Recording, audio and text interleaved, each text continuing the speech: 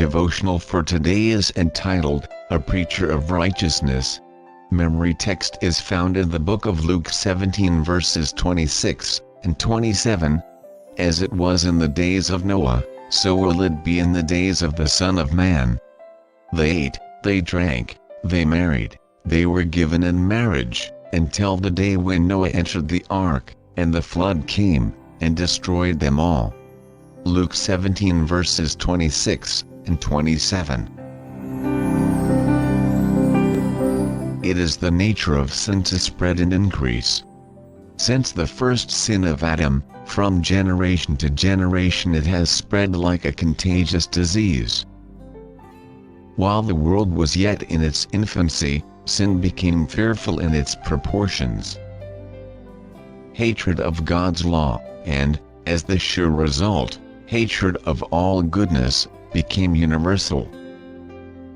God, who had created man and given him with an unsparing hand the bounties of his providence, was dishonored by the beings he had created, slighted and despised by the recipients of his gifts. But though sinful man forgot his benevolent benefactor, God did not forget the creature he had formed. Not only did he send rain from heaven, and fruitful seasons, filling man's heart with food and gladness, but he sent him also messages of warning and entreaty. Man's wickedness was fully set before him, and the result of transgressing the divine law. In the days of Noah, the wickedness of the world became so great that God could no longer bear with it. But he pitied the race, and in his love provided a refuge for all who would accept it.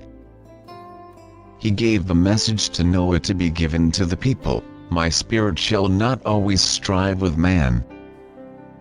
The Spirit of God continued to strive with rebellious man until the time specified had nearly expired, when Noah and his family entered the ark, and the hand of God closed its door. Mercy had stepped from the golden throne, no longer to intercede for the guilty sinner. All the men of that generation were not in the fullest sense of the term heathen idolaters.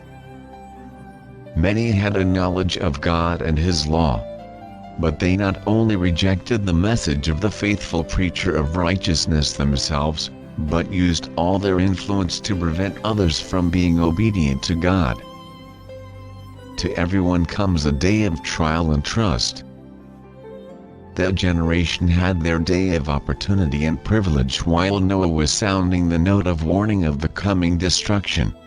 But they yielded their minds to the control of Satan rather than of God, and he deceived them, as he did our first parents. He set before them darkness and falsehood in the place of light and truth. And they accepted his sophistry and lies, because they were acceptable to them, and in harmony with their corrupt lives, while truth that would have saved them was rejected as a delusion. Numbers were not on the side of right. Signs of the Times, April 1, 1886. Reflecting Christ, page 321 by Ellen G. White. God bless you.